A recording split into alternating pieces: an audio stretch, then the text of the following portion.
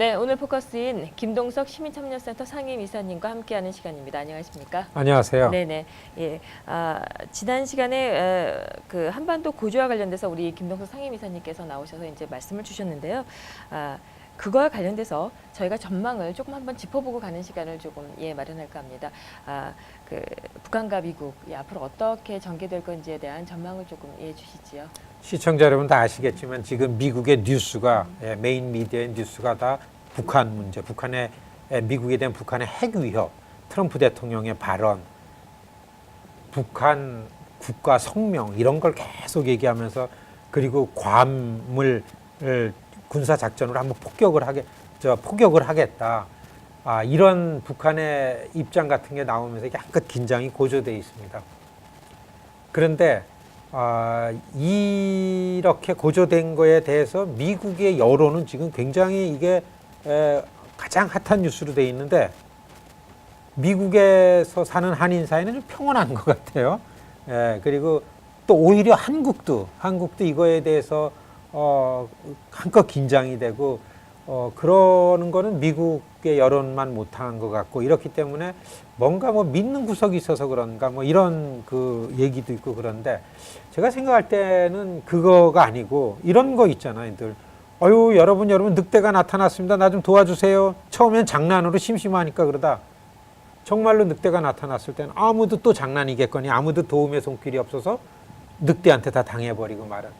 여러분 우리가 지금 넉넉히 있다가 어떻게 보면 한반도의 상황이 이 그 폭격과 화염에 휩싸게 된다 그러면 너무나 놀랄 것 같아요. 그렇기 때문에 지금은 어떤 형태로든 예측할 수 없고 간절히 우리가 할 수 있는 일은 미국의 오피니언 리더들이나 정치권에다 대고서 평화적인 방법, 전쟁은 절대 아니다. 이런 그 목소리를 좀 내면 낼수록 이 긴장이 좀 가라앉지 않을까. 이제 이런 기대도 해보면서요. 지금의 상황으로 봐서는 거의 한반도 전쟁이라는 부분에 있어가지고서는 정말 긴장이다. 정말 매우 위험하다. 이렇게 보는 게 맞다고 봅니다. 네네. 알겠습니다. 화제를 조금 바꿔보겠습니다. 관련된 얘기는 저희가 이제 뉴스 진단 주말에 하는 저희가 뉴스 진단을 통해서 보다 상세하게 다룰 예정이고요. 오늘은 위안부 관련된 얘기를 조금 드리고 싶습니다. 지난 28일이었습니다. 한국에서 한국정신대 문제대책협의회에서 미국 대사관 앞에서 위안부 관련된 어떤 시위가 있었던 걸로 알고 있는데요. 과연 그 대사관 앞에서 항의 시위를 어떤 이유로 했는지가 궁금해지는데요. 저도 봤습니다. 그 뉴스를 보면서 굉장히 당황했어요. 네네. 그 시위는 어떤 시위였냐면은 미국 대사관 앞에 가서 미국은 한국과 일본 사이에 있는 이 위안부 관련한 문제를 가지고 두 나라가 합의하라고 푸시하지 말라 이거였었습니다. 네네네. 그러니까 그거는 내용은 그런데 지난 2015년 12월 28일 박근혜 정부와 아베 정부 간에 맺은 합의를 미국이 그렇게 하도록 푸시를 했다라는 거를 사실로 여기고 항의 시위였었습니다.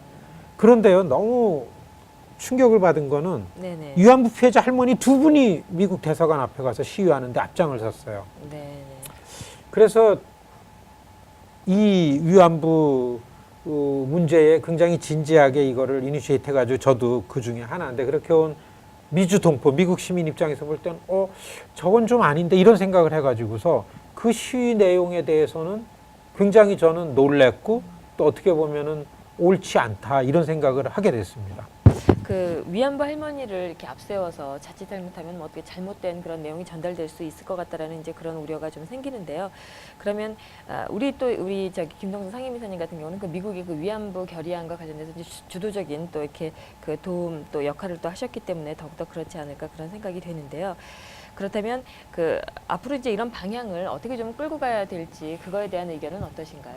너무 중요한 문제입니다. 지금 북한의 핵 위협 여기에 대해서는 미국, 한국, 일본이 관계라는 거를 아주 잘 드라이브 해야 되는 건데 위안부 문제라는 거는 정확하게 미국도 동의하고 한국도 동의하고 일본도 어쩔 수 없이 동의할 수밖에 없을 정도의 인권 문제로 있어야 되는데 이게 미국과 한국 관계도 여러분 그게 이용수 할머니가 2007년도에 일본군 강제종군 위안부 결의안을 패스한 다음에 미국 의회, 미국 본부잖아요. 미국 중심 의회에서 여러분 우리 한국 정부도 못 해준 거를 여러분들이 해줬습니다.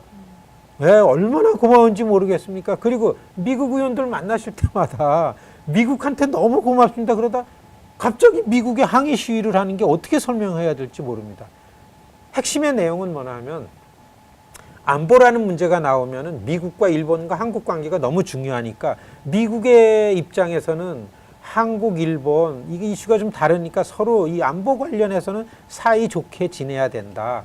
이런 거를 계속해서 얘기하는 거는 이해가 가죠. 근데 지금은 그 어디도 2015년도 일본과 한국이 위안부 합의하라고 미국이 무슨 푸시를 했다라는 근거는 아직 없습니다.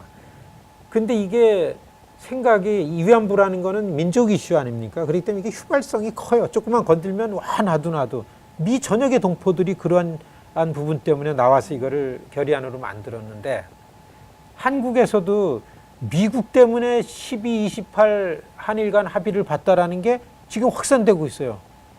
그렇게 되고 미국 대사관 앞에 가서 항의 시위하는데 할머니 두 분이 앞장서니까 위안부 문제를 가지고서 이게 어떻게 한국 내에서 확산되면 이게 반미 시위로 번질 가능성이 있는 거 아닌가. 저는 이런 생각을 해보면서 화들짝 놀랐습니다.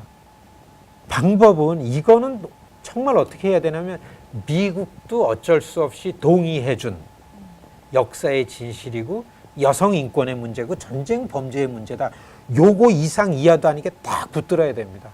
이거는 한국과 일본 간의 분쟁의 문제가 아니다.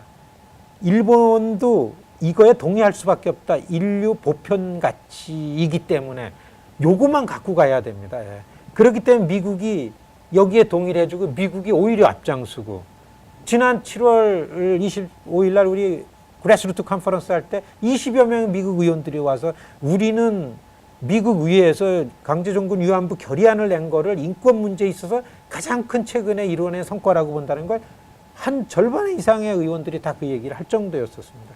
그렇게 갖고 가야 되는데 이게 반미로 갈 가능성이 있을 만큼 한일 간의 이슈를 가지고서 미국에 항의하는 걸 오기 때문에 굉장히 걱정이 되고 그래서 어떻게 해서든지 미국에 있는 이 일에 관계했던 한인들은 여러분 그게 아닙니다. 오히려 미국이 인권의 문제로 미국에 오히려 기린비가 먼저 쓰고 미국의 시민들이 오히려 동의해주고 그랬던 게 있는데 왜 한국이 그러는지 모르겠습니다. 정말 기회가 있고서 어떤 그 채널이 있다면 한국에다가 여러분 그거 미국을 몰라서 그러는 겁니다. 예. 미국의 정치권이 미국의 정치인들이 인권의 문제에 얼마나 앞장서고 한국의 정치인들이 이 돌보지도 않고 몰라라 했던 피해자 할머니들을 오히려 미국 의원들이 역사적 사실이라는 걸 알고서 케어하고 보호해주고 이런 분들이 나서서 증언하기 때문에 다시는 이런 일이 안 일어나는 거 아니냐면서 이렇게 모시니까 그제서야 나와서 모시면서 그 나눔의 집에 마을길도 넓혀지고 할머니들 집도 커지고 그랬으면서 지금 와서 이게 왜 한국에서는 갑자기 이 미국의 책임이 오는지 저는 그거에 대해서는 확실한 근거 없이는 절대 그러면 안 된다 이런 생각을 하게 됐습니다.